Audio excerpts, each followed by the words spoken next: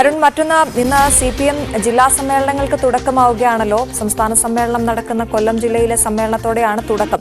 വയനാട് ധവളക്കുഴിയിലെ കോടിയേരി ബാലകൃഷ്ണൻ നഗറിൽ നടക്കുന്ന സമ്മേളനം MA ബേബിയാണ് ഉദ്ഘാടനം ചെയ്യുന്നതെന്ന് അറിയുന്നു. എന്തായാലും ഒരുപാട് വിവാദങ്ങൾക്ക് ശേഷം, ഉപതെരഞ്ഞെടുപ്പിനൊക്കെ ശേഷം നടക്കുന്ന സമ്മേളനമാണ്. എന്തൊക്കെയാണ് പ്രതീക്ഷിക്കേണ്ടത്? പാർട്ടി കോൺഗ്രസിന് മുന്നോടിയായുള്ള സമ്മേളനം, ഏരിയ സമ്മേളനങ്ങൾ വരെ ഏറെക്കുറെ പൂർത്തിയായിരിക്കുന്നു. പാലക്കാട്, വയനാട് ജില്ലകളിൽ ഉപതെരഞ്ഞെടുപ്പ് നടന്നതുകൊണ്ട് തന്നെ അവിടെ ഇനിയും ഏരിയ സമ്മേളനങ്ങൾ പൂർത്തിയാകാനുണ്ട്. പക്ഷേ കൊല്ലത്ത് ആദ്യ ജില്ലാ സമ്മേളനത്തിലേക്ക് CPM കടക്കുകയാണ്. കൊല്ലമാണ് സംസ്ഥാന സമ്മേളനത്തിൻ്റെ വേദി അടുത്ത മാസം, അതുകൊണ്ട് തന്നെ മാർച്ചിൽ.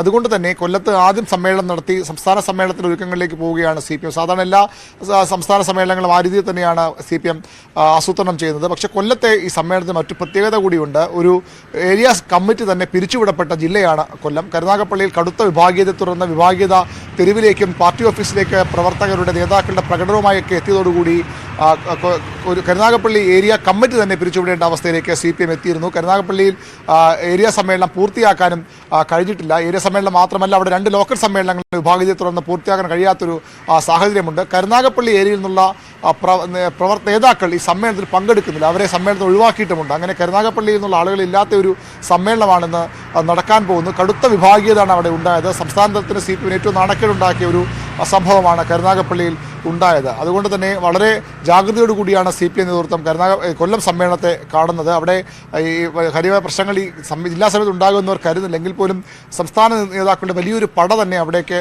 പോകുന്നുണ്ട്.